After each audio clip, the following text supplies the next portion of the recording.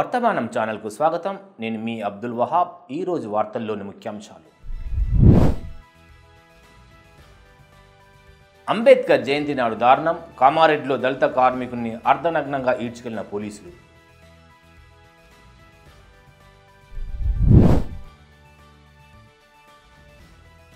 శాశ్వత భూ పరిష్కారాల కోసం భూభారతి పోర్టల్ను ప్రారంభించిన సీఎం రేవంత్ రెడ్డి.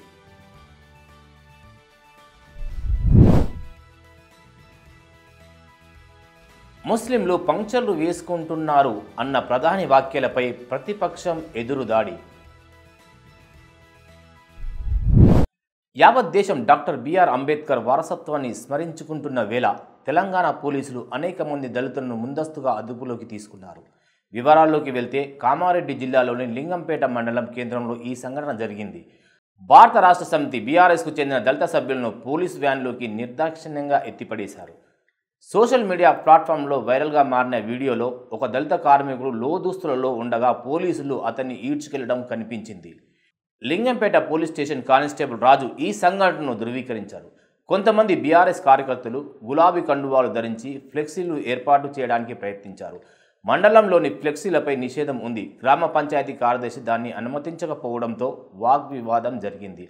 ఆ తర్వాత బీఆర్ఎస్ కార్యకర్తలు అంబేద్కర్ చౌరస్తా వద్ద నిరసన చేపట్టారు. ట్రాఫిక్ రాకపోకలకు అంతరాయం కలిగింది అని పోలీసు అధికారి తెలిపారు. గ్రామ పంచాయతీ కార్యదర్శి పోలీసుకు ఫిర్యాదు చేశారు. పోలీసులు అక్కడికి చేరుకుని దళిత కార్మికులను తన నిరసనను ముగించడానికి నిరాకరించడంతో బలప్రయోగానికి దిగారు. ముగ్గురు బీఆర్ఎస్ అనుచరులు రాపర్తి భూపతి, వంటర్పల్లి సాయిలు, ముదం సాయిలు ముందస్తుగా అదుపులోకి తీసుకుని విడుదల చేశారు అని కానిస్టేబుల్ చెప్పారు. దళితుల దాడిపై స్పందించిన కేటీఆర్, బీఆర్ఎస్ దళిత కార్యకర్తలు, పోలీసుల మధ్య జరిగిన ఘర్షణకు సంబంధించిన వీడియోలు సోషల్ మీడియాలో వైరల్ అయ్యింది. దీంతో party working president KT Rama Rao Congress ప్రభుత్వాన్ని ప్రశ్నించారు. బాబాసాహెబ్ జయంతి సందర్భంగా ఆయన ఫ్లెక్సీని ఏర్పాటు చేయడం నేరమా అని సామాజిక మాధ్యమం ఎక్స్లో ప్రశ్నించారు. కాంగ్రెస్ పాలిత తెలంగాణలో బాబాసాహెబ్ జయంతి సందర్భంగా ఆయన నీడలోనే ఒక దళిత వ్యక్తిని వివస్త్రం చేసి అరెస్టు చేశారు. అంబేద్కర్ జయంతికి బ్యానర్ కట్టడం ఎంత దారుణమైన నేరమా చెప్పాలని కోరుతున్నాను అని కేటీఆర్ పోస్ట్లో రాశారు. భూ వివాదాలను పరిష్కరించడానికి, భూ పరిపాలనలో పారదర్శకతను నిర్ధారించడానికి కొత్తగా ప్రవేశపెట్టిన భూభారతి చట్టాన్ని ప్రజల్లో విస్తృతంగా ప్రచారం చేయాలని సీఎం రేవంత్ రెడ్డి రాష్ట్ర రెవెన్యూ యంత్రాంగాన్ని కోరారు. డాక్టర్ బిఆర్ అంబేద్కర్ జయంతి సందర్భంగా శిల్పకళా వేదికలో జరిగిన కార్యక్రమంలో ముఖ్యమంత్రి మాట్లాడుతూ భూభారతి చట్టం పోర్టల్ను తెలంగాణ ప్రజలకు అంకితం చేశారు. రైతుల భూ సమస్యల శాశ్వత పరిష్కారమే లక్ష్యంగా ఎంతో అధ్యయనం చేసి తీసుకొచ్చిన భూభారతి చట్టాన్ని క్షేత్రస్థాయికి సమర్థవంతంగా తీసుకెళ్లాలని ముఖ్యమంత్రి రేవంత్ రెడ్డి కలెక్టర్లకు సూచించారు.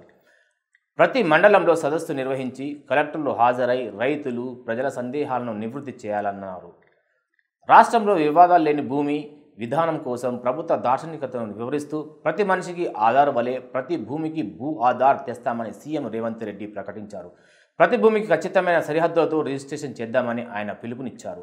త్వరలో ప్రవేశపెట్టనున్న సమగ్ర భూమి డేటాబేస్ వ్యవస్థలో సమగ్ర సర్వేల తర్వాత భూమి కొలతలు, సరిహద్దులపై వివరణాత్మక సమాచారం ఉంటుంది.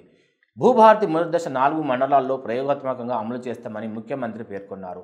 ప్రజా పోరాటాల నుండి పుట్టిన రెవెన్యూ చట్టాలు చివరికి భూమి సంబంధిత సమస్యలకు శాశ్వత పరిష్కారాలను అందించే లక్ష్యంతో ఉండాలని ఆయన నొక్కి చెప్పారు. భూభారతి చట్టాన్ని కలెక్టర్లు సమగ్రంగా అధ్యయనం చేయాలన్నారు. భూభారతి చట్టంపై అవగాహన కల్పించడం, అమలు చేయడం అనే బాధ్యతను ఆయన రెవెన్యూ అధికారులపైనే ఉంచారు. గతంలో రెవెన్యూ సమస్యల పరిష్కారాన్ని పట్టించుకోకుండా రైతులని న్యాయస్థానాలకు పంపారని, భూభారతి చట్టంలో రెవెన్యూ యంత్రాంగమే ఆయా సమస్యల పరిష్కారానికి కృషి చేస్తుందని సీఎం వివరించారు. అప్పీల్ వ్యవస్థ ఉన్న విషయాన్ని రైతులు, ప్రజలకు తెలపాలని సూచించారు. గత పాలన మాదిరిగా రెవెన్యూ అధికారులకు ప్రజలకు దగ్గరకు తీసుకురావటమే లక్ష్యమని ఆయన వ్యాఖ్యానించారు. అవినీతికి పాల్పడే వ్యక్తులపై కఠిన చర్యలు తీసుకుంటామని, మొత్తం వ్యవస్థను అన్యాయంగా లక్ష్యం చేసుకోబోమని సీఎం భరోసా ఇచ్చారు. ఈ కార్యక్రమంలో శాసనమండలి chairman Gutha Sukhender Reddy, assembly speaker Gaddam Prasad Kumar, ఉప ముఖ్యమంత్రి మల్లు వట్టి విక్రమార్క, రెవెన్యూ మంత్రి పొంగులేటి శ్రీనివాసరెడ్డి, ఇతర కేబినెట్ మంత్రులు, ఎంపీలు, ఎమ్మెల్యేలు, ఎమ్మెల్సీలు, రైతు కమిషన్ సభ్యులు సహా పలువురు ప్రముఖులు ఈ ప్రారంభోత్సవంలో పాల్గొన్నారు. వక్ఫ్ ఆస్తులను నిజాయితీగా ఉపయోగించినట్లయితే యువ ముస్లిం జీవనోపాధి కోసం పంక్చర్లు వేసుకోవాల్సిన అవసరం లేదని ప్రధానమంత్రి నరేంద్ర మోడీ చేసిన వ్యాఖ్యలకు ప్రతిపక్ష నాయకులు తీవ్రంగా స్పందించారు. నిన్న హర్యానాలోని హిసార్ విమానాశ్రయ ప్రారంభోత్సవంలో ప్రసంగించిన ప్రధాని వక్ఫ్ పేరిట లక్షల హెక్టార్ల భూమి ఉందని, కానీ ఆ భూములు దుర్వినియోగం అయ్యాయని అన్నారు. వక్ఫ్ ఆస్తులను నిజాయితీగా ఉపయోగించినట్లయితే ముస్లిం యువత సైకిల్ పంక్చర్లను మరమ్మతు చేయడం ద్వారా జీవనోపాధి పొందాల్సిన అవసరం ఉండేది కాదు. కానీ ఈ ఆస్తుల నుండి కొందరు భూమాఫియా మాత్రమే ప్రయోజనం పొందారు. ఈ మాఫియా దళిత, వెనుకబడిన వర్గాలు, వితంతువులకు చెందిన భూములను దోచుకుంటుంది అని ఆయన అన్నారు. సవరించిన వక్ఫ్ చట్టం ఈ సమస్యలను పరిష్కరిస్తుందని అన్నారు. ఏఐఎంఐఎం అధినేత హైదరాబాద్ ఎంపీ అసదుద్దీన్ ఓవైసీ ఈ వ్యాఖ్యలను తిప్పికొడుతూ సంఘ్, రాష్ట్రీయ స్వయం సేవక్ సంఘ్, ఆర్ఎస్ఎస్, బీజేపీ సైద్ధాంతిక మాతృ సంస్థ దేశ ప్రయోజనాల కోసం దాని వనరులను ఉపయోగించినట్లయితే ప్రధానమంత్రి తన బాల్యంలో టీ అమ్మాల్సిన అవసరం లేదు అని అన్నారు. తన ప్రభుత్వం అధికారంలో ఉన్న 11 సంవత్సరాలలో పేదలకు, హిందువులు లేదా ముస్లింలకు ప్రధానమంత్రి మోడీ ఏం చేశారని ఓవైసీ ప్రశ్నించారు. వక్ఫ్ ఆస్తుల విషయంలో ఏమి జరిగిందో దానికి అతిపెద్ద కారణం వక్ఫ్ చట్టాలు ఎల్లప్పుడూ బలహీనంగా ఉండటమే. మోడీ వక్ఫ్ సవరణలు వాటికి మరింత బలహీనపరుస్తున్నాయి అని ఆయన ఎక్స్లో రాశారు. కాంగ్రెస్ రాజ్యసభ ఎంపీ ఇమ్రాన్ ప్రతాప్ గడి మాట్లాడుతూ ముస్లింలు పంక్చర్లు వేస్తారు అనేది సోషల్ మీడియాలో ట్రోల్స్ ఉపయోగించే భాష. ప్రధాని ఇలాంటి వ్యాఖ్య చేయకూడదు. అలాగే మీరు దేశ యువతను ఈ స్థితికి తీసుకువచ్చారు. ఉద్యోగాలు లేవు, పంక్చర్లు రిపేర్ చేయడం లేదా పకోడీలు అమ్మడం మాత్రమే మార్గం. ముస్లింలు పంక్చర్లు రిపేర్ చేయడం మాత్రమే కాదు, ముస్లింలందరూ ఏమి చేశారో నేను మీకు చెప్పగలను, కానీ ఇది సమయం కాదు. ముస్లింలను మీరు కాంగ్రెస్ సానుభూతి పరులు అంటున్నారు. మీరు వారిని ద్వేషిస్తారా? మీరు ద్వేషించకపోతే ముఖ్తార్ అబ్బాస్ నఖ్వీ, షా నవాజ్ హుసేన్, ఎన్జే అక్బర్, జాఫర్ ఇస్లాంలను చెత్తబుట్టలో ఎందుకు విసిరారు? వక్ఫ్ బిల్లు ద్వారా ముస్లింలకు మంచి చేయాలని మీరు చెబుతున్నారు, కానీ లోక్సభలో దాన్ని ప్రవేశపెట్టడానికి మీరు ఒక్క ముస్లిం ఎంపీ కూడా లేరు. మీరు ముస్లిం మహిళల హక్కుల గురించి మాట్లాడతారు. లోక్సభలో లేదా రాజ్యసభలో లేదా ఏ రాష్ట్ర అసెంబ్లీలోనైనా మీకు ముస్లిం మహిళా సభ్యురాలు లేదు అని ఆయన అన్నారు.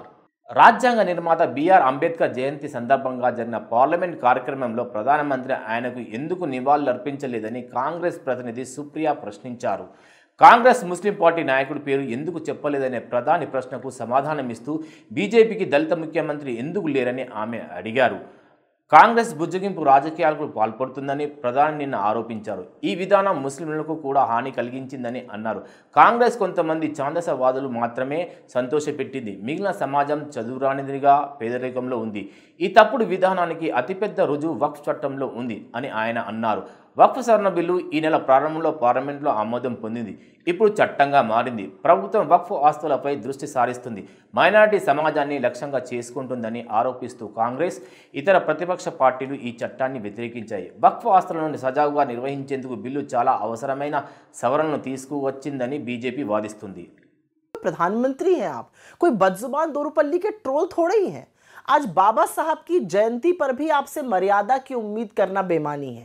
आज भी आपने कांग्रेस को कोसा और यही नहीं एक वर्ग को पंक्चर बनाने वाला तक कह डाला। खैर, आप खुद तो हरियाणा में रैली संबोधित करने के लिए निकल लिए।